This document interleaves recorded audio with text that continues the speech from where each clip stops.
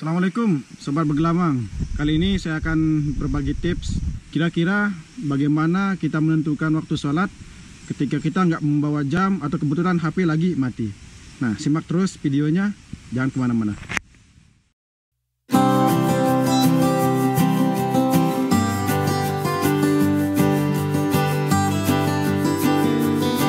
Jadi sobat semua, saya di sini bukan untuk menggurui tapi hanya sedikit sharing. Jadi kemanapun sobat semua begelamang, ngetrip, menjelajah hutan, jangan sampai meninggalkan sholat. Kenapa? Sesungguhnya yang memberikan keselamatan kepada kita adalah Allah Subhanahu Wa Taala.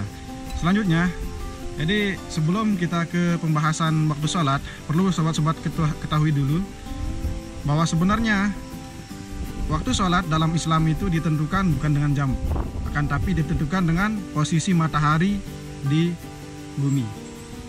Jadi itu sebabnya dalam satu tahun waktu sholat itu selalu berubah-ubah.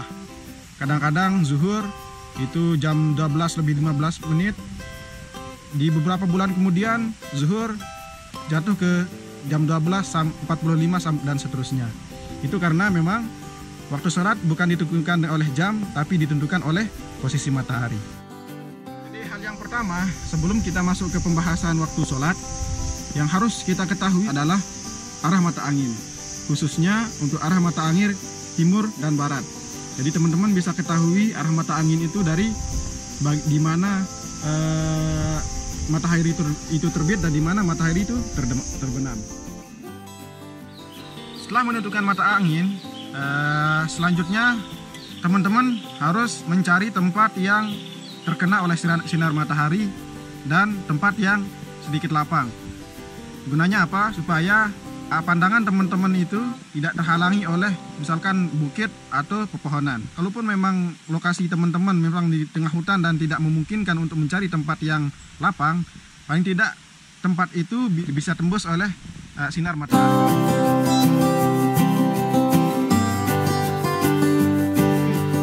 Kita mulai dengan menentukan waktu sholat subuh.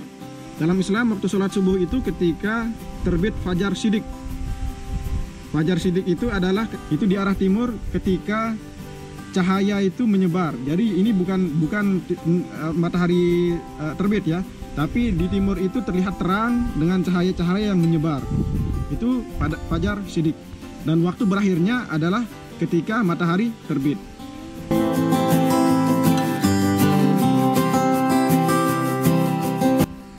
Kemudian setelah menentukan waktu subuh, selanjutnya adalah waktu zuhur.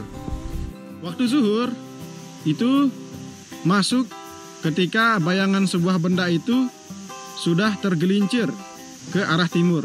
Jadi teman-teman bisa mendirikan sebuah tiang atau sebuah tongkat dari batang pohon, menancapkannya di tempat yang terkena sinar matahari, dan ketika bayangan itu sudah condong ke arah timur, itu berarti waktu zuhur sudah masuk. Ini saya contohkan misalkan, ini karena kebetulan tempatnya agak lapang, jadi sinarnya dengan cukup jelas. Ini saya contohkan, menancapkan benda seperti ini, kemudian melihat bayangannya. Nah, di sini arah timur itu adalah di sana, dan arah barat adalah sebelah sana. Kalau melihat dari bayangan ini masih mengarah ke sedikit mengarah ke arah barat. Jadi waktu zuhur belum masuk. Kalau saya prediksikan, ini saya tidak bawa jam ya, saya prediksikan dari posisi matahari saat ini jam sedang menunjukkan pukul 12 kurang 15 menit lah, atau 11.45.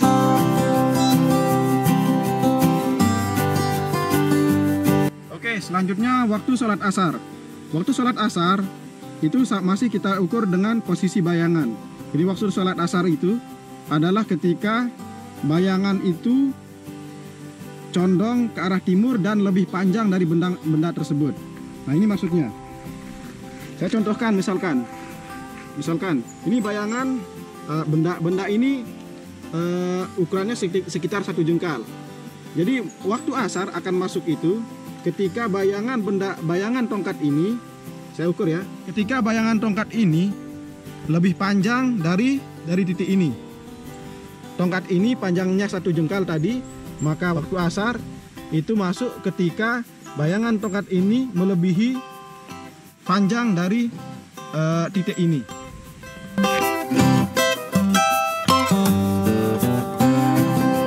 Oke, selanjutnya waktu maghrib. Jadi waktu maghrib masuk ketika matahari sudah terbenam. Jadi misalkan seperti ini ya, teman-teman berada di tempat. Jadi teman-teman berada di tempat arah barat itu tidak lapang, atau pandangan teman-teman itu akan terhalang oleh pepohonan atau perbukitan.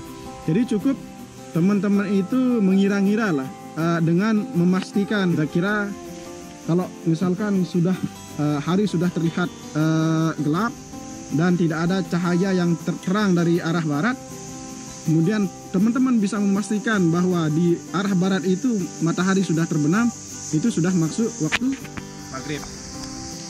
Kemudian berakhirnya waktu maghrib itu ketika mega-mega merah di arah barat itu, atau mega-mega merah di langit itu hilang. Jadi memang sudah total hitam keseluruhan, tidak ada lagi cahaya-cahaya merah atau berkas-berkas sinar merah yang tersisa. Itu menandakan bahwa waktu maghrib sudah habis.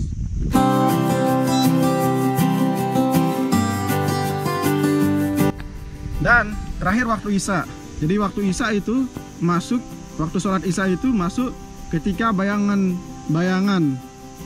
merah di atas langit itu, atau mega-mega merah di atas langit sebelah timur atau sebelah barat itu hilang. Kalau langit sudah gelap total, itu waktu isya sudah masuk. Dan berakhirnya ketika fajar shidik tadi, awal dari waktu sholat subuh. Oke, sobat Begelamang, itu tadi sedikit tips, sedikit ilmu tentang bagaimana menentukan waktu sholat ketika kita berada di tengah hutan tanpa jam. Sekali lagi, kemanapun kita bergelamang, kemanapun kita menjelajah, jangan tinggalkan ibadah, jangan tinggalkan sholat. Jika video ini bermanfaat untuk sobat-sobat semua, jangan lupa like, komen, dan subscribe supaya saya lebih semangat lagi untuk memberikan informasi-informasi dan tips-tips, juga video-video menjelajah lainnya. Jangan lupa bergelamang biar hati senang.